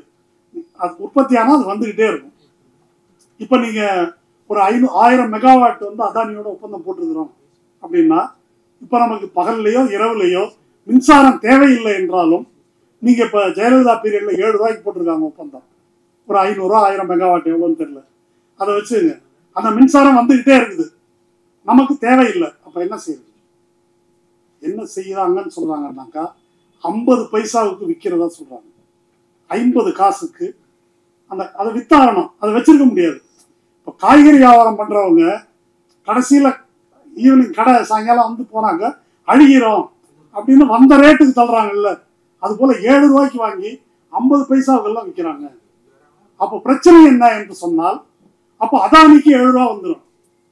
அதானிக்கு 2 ரூபா 60 காசு 90 காசோ வந்துடும். அந்த சுமையை யார் சுமப்பது? டிரான்ஜெட்கோ அல்லது அது போல மாநிலங்கள் இருக்கக்கூடிய மின் வாரியங்கள். மாநில மின் வாரியம் சுமக்குதுன்னா அது யாரு? நம்ம சுமக்கிறோம். இந்த காசு எங்கே போகிறது? அப்போ 20 ஆண்டுக்கு எதற்காக இந்த ஒப்பந்தம்? எதற்காக சென்ட்ரலைசேஷன்? இந்த கேள்விகள் எல்லாமே, இது எல்லாமே அடிப்படையான கேள்வி. இதெல்லாம் தான் விவாதிக்கப்பட வேண்டிய விஷயங்கள், கேட்கப்பட வேண்டிய கேள்விகள். அப்போ இதெல்லாம் இது அந்த பத்திரிகையாளர் இதை எக்ஸ்போஸ் பண்றாரு. அப்போ இதை நீங்க யோசித்து பாருங்கள். இதுதான் இந்த சிஸ்டம். அப்போ இப்படி இதை மையப்படுத்துவதன் மூலமாக, மொத்தத்தையும் அதானியிடம் ஒப்படைப்பதன் மூலமாக என்ன விளைவு ஏற்படுகிறது அப்படின்னு சொன்னாக்கா, மொத்தமும் அதானியை சார்ந்து இருக்கும் நிலைக்கு ஆளாகிறோம். இன்னொன்னு, ஒரு மொனோபொலி அவன் வச்சதுதான், அது நீங்க ஒன்றும் பண்ண முடியாது. ஏங்க இப்போ இவ்வளோ அடாத, இப்போ இது கொஞ்சம் யோசிச்சு தான் பாருங்களேன்.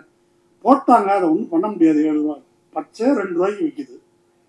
ஆனால் 7 ரூபாய்க்கு போட்டோம், ஒன்றும் பண்ண முடியாது, மாற்ற முடியாது, அதான் சட்டம் அப்படின்னு சொன்னால் எவ்வளவு அயோக்கியத்தனமா இருக்குது.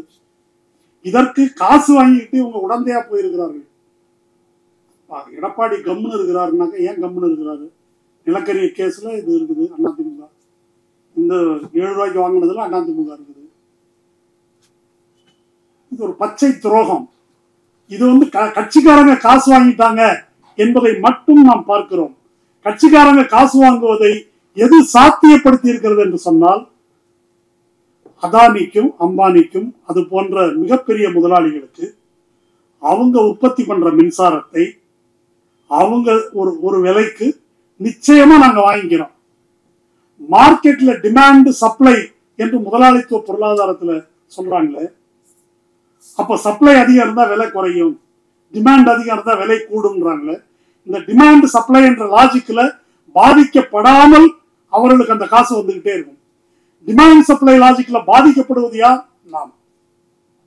அப்ப 7 ரூபாய்க்கு வாங்கின மின்சாரத்தை யாராவது ஒரு கேரளாக்காரனுக்கோ கர்நாடகாரனுக்கோ ஆந்திராவுக்கோ 50 பைசாக்கு விற்கணும், இல்லைன்னா அது வேஸ்ட். இப்படி ஒரு நிலையை ஏன் உருவாக்க வேண்டும்? அல்லது நான் இப்படி கேட்கிறேன், சென்ட்ரலைஸ்டு பிளான்ட் தான் போடணும் அப்படின்னு சொன்னா அது ஏன் அரசு பொதுத்துறை நிறுவனமா நடத்தக்கூடாது? என்ன டெக்னாலஜி? இது முடியாத டெக்னாலஜி. சோலார் பவரை பொறுத்த வரைக்கும் தேவைப்படுவது என்ன தெரியுமா? நிலம், இடம் தான். ஆயிரக்கணக்கான ஏக்கர் நிலம் வேணும். இப்போ குஜராத்தில் ஒரு புதுடெல்லி அளவுக்கு பரப்பளவு உள்ள இடத்தை தாராள மனசோட அதானி கொடுத்துருக்குறாங்க. அங்கே அப்படி ஒரு பிளான்ட் போட்டிருக்காங்க. இங்கே ராம்நாட்டில் வச்சிருக்காரு. அப்போ நிலம் என்பது அரசிடம் இருக்கிறது. புறம்போக்குன்னு சொல்லக்கூடிய நிலம் அரசிடம் இருக்கிறது. சோலார் தகடுகளை சீனாவிலிருந்து மலிவா வாங்கிக்க முடியும், அல்லது இங்க உற்பத்தி பண்றவங்கள்ட்ட எடுத்துக்க முடியும். அப்போ அரசே இதை செய்யும் போது இந்த உபரியாக கிடைக்கின்ற லாபம் அரசுக்கு தான் போகும், தனியாருக்கு போக வேண்டிய தேவையில்லை. சென்ட்ரலைஸ்டா செய்வது என்று வைத்துக் கொண்டாலும் இதை அப்படி செய்ய முடியும். அப்போ இதன் பின்னால் இந்த டிசைன், இதுதான் முக்கியம். அந்த டிசைனை அமல்படுத்தும் போக்கில் தான் இந்த பாலிசியே ஒரு கொள்ளைக்கான பாலிசி. அதை அமல்படுத்தும் போக்கில் வீசப்பட்ட எலும்பு துண்டு தான் இந்த ஊழல். இந்த டிசைனை பற்றி தான் நாம் பேச வேண்டியிருக்கிறது. அதனால இந்த டிசைன் அப்படின்றது என்ன? டிசைன்றது அதானிக்காகவே உருவாக்கப்பட்டது. அதானி என்ற முதலாளியை பற்றி புரிந்து கொள்வதற்கு இது ஒரு பானை சோறுக்கு ஒரு சோறு மாதிரி. அதானியினுடைய அசுர வளர்ச்சிக்கு என்ன காரணம்? 2014 மோடி வந்ததிலிருந்து அவ்வளவு வேகமா அவர் வளர்ச்சி அடைந்திருக்கிறார். சில விஷயங்கள் சொல்றேன். அது இந்த மோடி வந்த பிறகு அநேகமா எல்லா துறைமுகங்களும், அநேகமா எல்லா விமான நிலையங்களும் மோடி வந்த பிறகுதான் வாங்கியிருக்காரு. கிட்டத்தட்ட 25 to 27 விழுக்காடு டிராபிக் போர்ட்ல, விமான நிலையங்கள்ல இன்னைக்கு மொத்த இந்தியாவினுடைய விமான போக்குவரத்து, பயணிகள் போக்குவரத்துல 27% அதானி கையில் இருக்கு. துறைமுகங்கள்ல கப்பல் பொருள்கள் போக்குவரத்துல அதுலயும் அதே மாதிரி 26, 27, கொஞ்சம் கூட குறைச்சிருக்கலாம், அது அதானி கையில் இருக்குது. அத்தனையும் மோடி காலத்தில் தரப்பட்டது. இப்போ இதெல்லாம் வாங்குவதற்கு அதானிக்கு எங்கிருந்து பணம் வந்தது? அதானி என்ற எம்பையர் எப்படி இவ்வளவு பெருசாக இவ்வளவு குறுகிய காலத்தில் வளர்ச்சி அடைய முடிந்தது? நம்ம வந்து பேசும்போது என்ன சொல்றோம்? மோடி கொடுத்துட்டாரு அப்படின்னு சொல்றோம். முன்ன மன்னர்கள் வந்து பார்ப்பனர்களுக்கு ஒரு சர்வமானியம் எழுதி கொடுத்த மாதிரி, இந்தாங்க இதை வச்சுங்க, அப்படி வந்து கொடுக்க முடியாது. அப்படி எப்படி கொடுக்குறாங்கன்னா மலிவு விலைக்கு கொடுக்குறாங்க, ஃப்ரீயா கொடுக்கறது இல்லை. இது எப்படி நடக்கிறது என்பதை பார்க்கணும். மோடியுடைய இதை வந்து 3 முக்கியமான ஒரு தூண்கள் மாதிரி சொல்லலாம். ஒன்று வந்து புது புது துறைகளுக்கு அவர் வந்து எக்ஸ்பேண்ட் பண்ணிக்கிட்டே போகிறது. அவர் எதிலெல்லாம் இருக்கிறாரு பாருங்க. துறைமுகத்தில் இருக்காரு, விமான நிலையத்தில் இருக்காரு, எனர்ஜியில் இருக்கிறாரு, எண்ணெய் விற்கிறாரு, ரீட்டைல் ட்ரேடில் இருக்காரு, தொலைபேசி துறையில இருக்காரு, இன்னும் என்னெல்லாம் இருக்குது எல்லாத்துலேயும் இருக்காரு. ரோடு போடுறாரு, பாலம் கட்டுறாரு. அப்போ எல்லா இன்ஃப்ராஸ்ட்ரக்சர் ப்ராஜெக்ட்லேயும் அதானி இருக்கிறார். அப்படி எக்ஸ்பேண்ட் பண்ணிட்டு எங்கே வருது இதுக்கான பணம்? நம்மள்ட்ட இருந்து தான் வருது. வங்கிகள், பொதுத்துறை வங்கிகள் அல்லது பன்னாட்டு முதலீட்டு நிறுவனங்கள். சரி, நம்ம பொதுத்துறை வங்கின்னாக்கா மோடி சொன்னாக்க கொடுத்துருவாங்க. பன்னாட்டு முதலீட்டாளர்கள் மோடி சொன்னா கொடுப்பாங்களா? அப்படி கொடுக்க மாட்டாங்க. அப்போ அதுக்கு என்ன செய்யணும்? அதுக்கு அடமானம் வைக்கணும். எதை அடமானம் வைக்கிறது? அதானியின் பங்குகளை அடமானம் வைக்கணும். அப்போ அதானியின் பங்குகளுடைய மதிப்பு என்ன? அதுதான் ஹிண்டன்பர்க். அதானியின் பங்குகள் தன்னுடைய பங்குகளை செயற்கையாக மதிப்பை கூட்டுவது, அதுதான் ஹிண்டன்பர்க் எக்ஸ்போஸே. அதுதான். அப்போ 25 விழுக்காடு ஒரு பப்ளிக் லிமிடெட் கம்பெனியில் 25 விழுக்காடு பங்குகள் அந்த ப்ரமோட்டர்ஸ், அந்த நிறுவனத்தை நடத்துபவர்கள், அவங்களுக்கு அப்பால இருக்கிறவங்கள்ட்ட இருக்கணும். 75 தான் ஹோல்டு பண்ணலாம் என்று இருக்கும்போது இவங்க வந்து 75 மட்டும் இல்லை, ஏறத்தாழ 85 90 விழுக்காடு பங்குகளை இவர்கள் வைத்திருந்தார்கள். எப்படி வைத்திருந்தார்கள்? சட்டப்பூர்வமா 75 வச்சுக்கிட்டு மொரிஷியஸ், கேமன் ஐலண்டு, பிரிட்டன், இப்படி வேற வேற இடங்களிலிருந்து, இந்த வரியில்லா தீவுகள் என்று சொல்லப்படும் தீவுகளிலிருந்து பினாமி பெயர்ல கருப்பு பணத்தை அவருடைய அண்ணன் வினோத் அதானி போன்ற பலர் பெயர்ல அங்கிருந்து இங்க வந்து முதலீடு போட்டு, யாரோ போடுற மாதிரி இங்க போட்டு, வெளியார்கள் முதலீடு செய்வது போல பொய்யாக சித்தரித்து, அப்போ ஒரு 1000 ரூபாய் மதிப்புள்ள பங்கை 2000 ரூபாய்க்கு அவங்க வாங்குறாங்க. அவங்க 2000 ரூபாய்க்கு வாங்குறத பார்த்த உடனே மக்கள்லாம் அடிச்சு பிடிச்சிட்டு போய், அடையப்பா 2000 ரூபாய்க்கு போதா, நம்மளும் வாங்குவோம், ஈமு கோழி மாதிரி தான், நம்மளும் வாங்குவோம் அப்படின்னு எல்லாரும் போய் வாங்குறாங்க. அப்போ இன்னொரு 10 விழுக்காடு பொதுமக்களுடைய பங்கு அப்படின்றத இப்படி எடுத்துக்கொள்ளுகிறார்கள். இன்னொரு பக்கம் இந்த ஒரு 100 ரூபா மதிப்புள்ள பங்கு 2000 ரூபா விலை அப்படின்னா அது ஒரு மதிப்பு. அதை கொண்டு போய் வங்கியில் அடமானம் வச்சு, இந்த இதனுடைய மதிப்பு 10 ரூபா அப்படின்னா பங்கு என்பது அதுக்கு மேல சூதாட்டம் தானே, அது வந்து 100 ரூபா அப்படின்னா இந்த கட்சி மதிப்பு 100 ரூபாய் ஆயிடுது. இதை வந்து அடமானம் வச்சு 50 ரூபா கடன் கொடுங்க அப்படின்னு வாங்குறாங்க. இப்படித்தான் சர்வதேச நிதி நிறுவனங்களிடம் கடன் வாங்குகிறார்கள். ஏறத்தாழ 50% இந்தியாவிலையும் 50% வெளிநாட்டிலையும் அவர் வாங்கியிருக்காரு. ஹிண்டன்பர்க்னால சர்வதேச அளவில் ஏன் ஒரு பெரிய இது ஏற்பட்டது என்று சொன்னால், அவங்கள ஏமாத்திட்டாங்க. நம்மளை ஏமாத்தினா பரவாயில்ல, அவனுக்கே அல்வா கொடுத்துட்டாங்க. அப்போ அவன் அதனாலதான் முடிச்சுக்கிட்டான், இது இப்படி மோசடி பண்றான் அப்படின்னு சொல்லி. அது அம்பலமான பிறகு யாரும் முதலீடு போட தயங்குகிறார்கள். அது தயங்குறாங்கன்னு உடனே என்ன செய்யறாரு மோடி? சரி, எல்ஐசியில இருந்து போடுங்க அப்படின்னு எடுத்து போட சொல்லி திரும்ப முட்டு கொடுத்து அதானியை நிமித்தி நிறுத்துகிறார். அப்போ கடன் மூலம்தான் இந்த விமான நிலையங்கள், துறைமுகங்கள், ஆலைகள் எல்லாம் வாங்கப்படுது. அந்த கடன் மூலம் கடனுக்கான பணம் என்பது பொதுத்துறை வங்கிகளிடமிருந்தும் சர்வதேச முதலீட்டாளர்களிடமிருந்தும் பெறப்படுகிறது. அவங்க எப்படி கொடுப்பாங்கன்னாக்கா, செயற்கையாக இன்ஆர்கானிக் குரோத்ன்னு சொல்றது. ஆர்கானிக் குரோத்னா இயல்பா வளர்வது, இன்ஆர்கானிக்னாக்க அதை வந்து செயற்கையாக உப்பி ஊத வைக்கப்படுவது. செயற்கையாக உப்பி ஊத வைக்கப்பட்ட பங்கு மதிப்புகளின் அடிப்படையில் கடன் வாங்குறது. அப்படி கடன் வாங்கி முதலீடு செய்து இந்த விரிவாக்கம் நடக்கிறது. இப்ப இது 3 எப்படி நடக்கிறது? இந்த வாட்டர் டேங்க் பார்த்துருப்பீங்க, இப்படி ஒரு இது இருக்கும், அப்படி தூக்கி வச்சிருப்பாங்க, அப்படி 3 இது வந்து அப்படி போகும். கீழே ஒரு பில்லர் வந்து அப்படி ஆகும். இந்த ஒத்த பில்லர்ல அந்த பெரிய டேங்க் வந்து நிற்கும். இந்த 3ஐயும் தாங்குகின்ற பில்லர் எதுன்னா அதுதான் மோடியினுடைய பாசிஸ்ட் ஆட்சி. இது எல்லாத்தையும் சாத்தியப்படுத்துவது அதுதான். இந்த எப்படி சாத்தியப்படுத்துகிறது? இப்படி வாங்குவதற்கு ஒண்ணு அரசு கையில இருந்தாக்க தூக்கி கொடுத்துட்றாங்க, தனியார் கையில இருந்தா மிரட்டி வாங்குறாங்க. கிருஷ்ணப்பட்டினம் போர்ட் மிரட்டி வாங்கினாங்க, ஜிவிகே ஏர்போர்ட் பாம்பேல அதை மிரட்டி வாங்கினார்கள். அது இல்லாம சங்கி இண்டஸ்ட்ரீஸ், ஸ்ரீ சிமெண்ட்ஸ் அப்படின்னு சிமெண்ட்ல இன்னைக்கு வந்து 2வது இடத்துல இருக்காரு அதானி. கிட்டத்தட்ட 30-40 ஃபேக்டரி இருக்குது அவருக்கு, சிமெண்ட் ஃபேக்டரி. அடுத்தது என்டிடிவி, இப்படி ஒரு நீண்ட பட்டியல். என்டிடிவி சிபிஐ ரைடு, இடி ரைடு, செபி எல்லாம் போட்டு இப்போ சிபிஐல ஒன்றும் கேஸ் இல்லைன்ட்டாங்க. ஆனால் என்டிடிவி அவங்க கைக்கு போயிடுச்சு. இப்படி மிரட்டி வாங்குவது. 2வது இந்த பணத்தை வைத்துக் கொண்டு வாங்குவது. இது எல்லாத்தையும் சாத்தியப்படுத்துவது எது? மோடி. ஒருவேளை கிரைசிஸ் ஏற்பட்டாக்க உடனே மோடி அரசு காப்பாற்றுகிறது. அதுதான் இப்ப நம்ம பார்க்கிறோம்.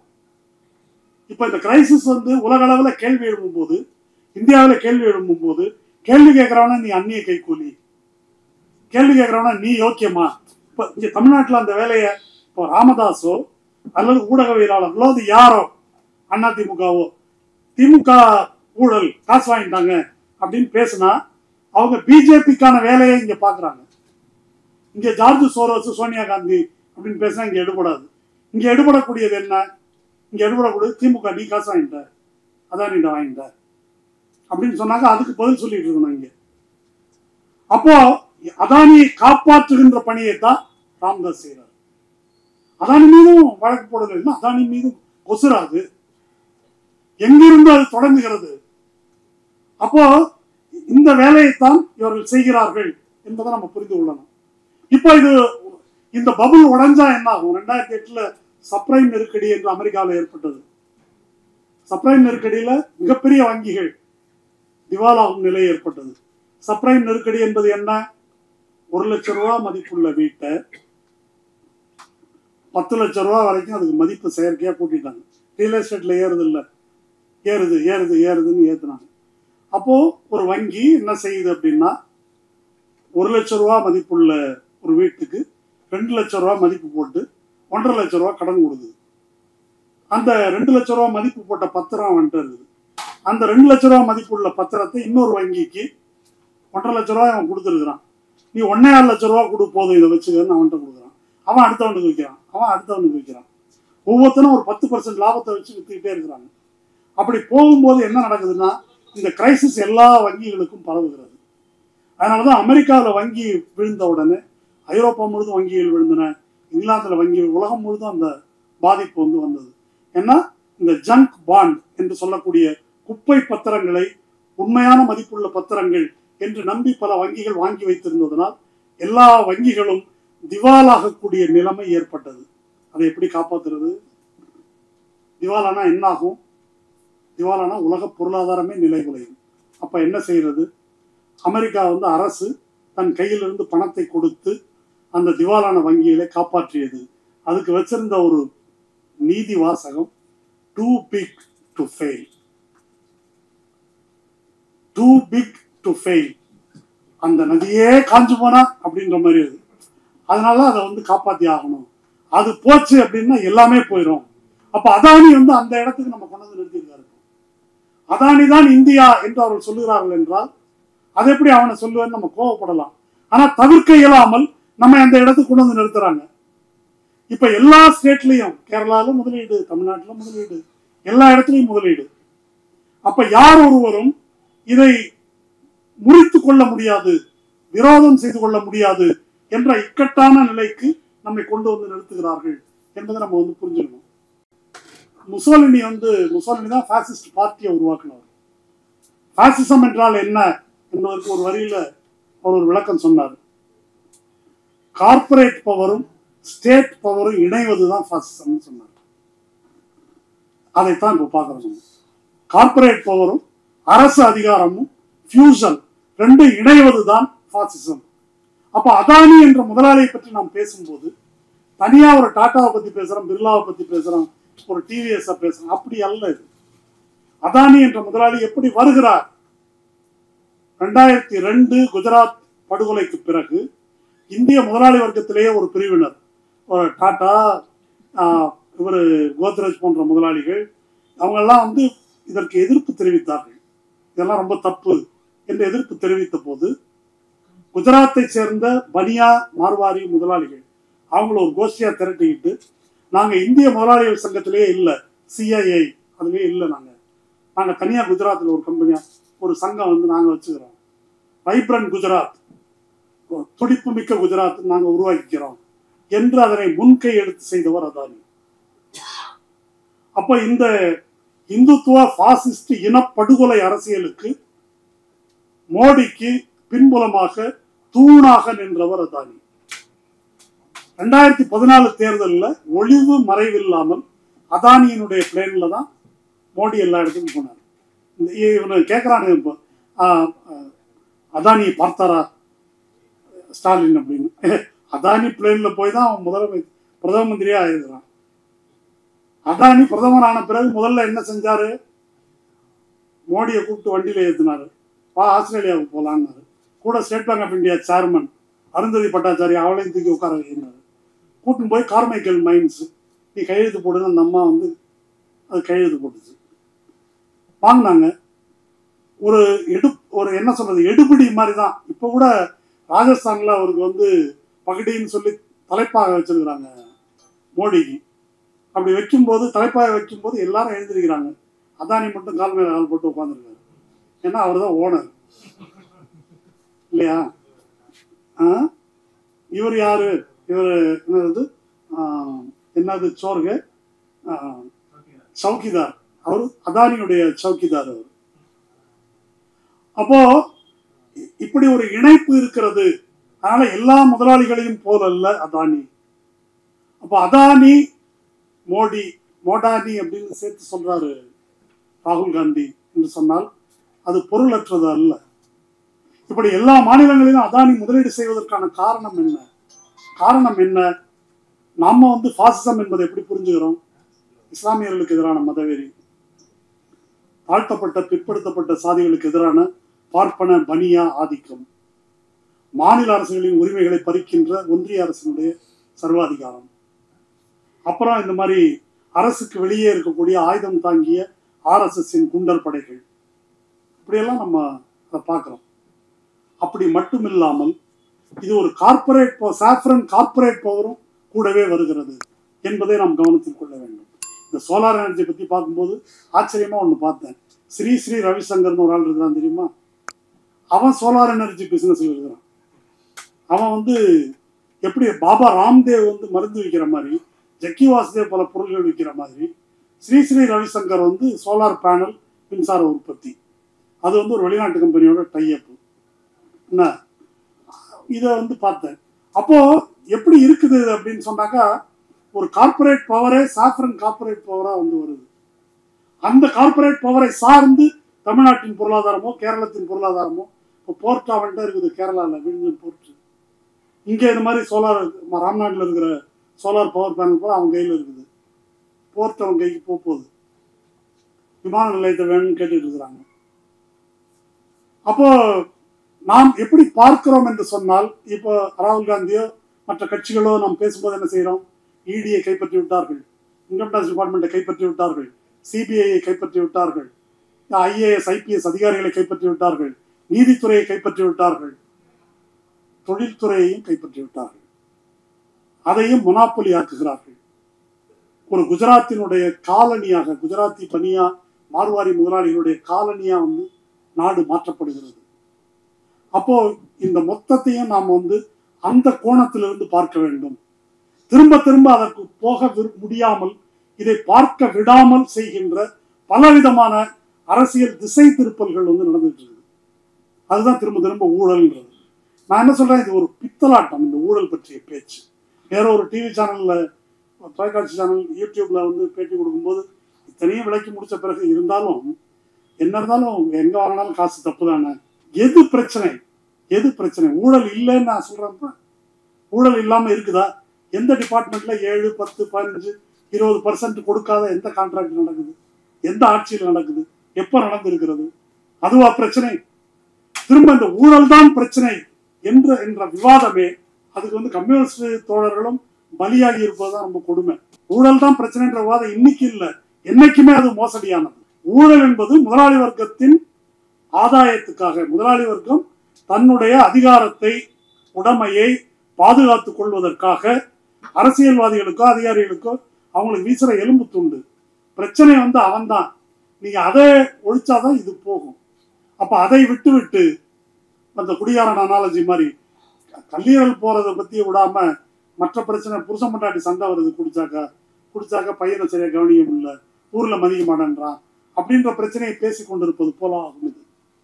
அதனால இந்த மையமான பிரச்சனை இது ஒரு ஒரு காவி பாசிசத்தோடு அல்லது பார்ப்பன பாசிசத்தோடு நேரடியாக தொடர்புள்ளது என்ற முறையில் ஒரு அதிகாரத்தை மையப்படுத்துவது என்பது பொருளாதார அதிகாரத்தையும் மொத்த பொருளாதாரத்தையும் தன் கைக்கு கொண்டு வருகின்ற ஒரு முயற்சி என்ற முறையிலே இதை பார்க்க வேண்டும். இதை திசை திருப்புகின்ற பாமகவாக இருக்கட்டும், அது யாராக இருக்கட்டும், அவர்கள் அம்பலப்படுத்தப்பட வேண்டும். இதை சளைக்காமல் நம்ம திரும்ப திரும்ப திரும்ப இதை பேச வேண்டும் என்பதுதான் இதற்கு இருக்கக்கூடிய ஒரே ஒரு தீர்வு என்று கூறி முடிக்கிறேன். நன்றி.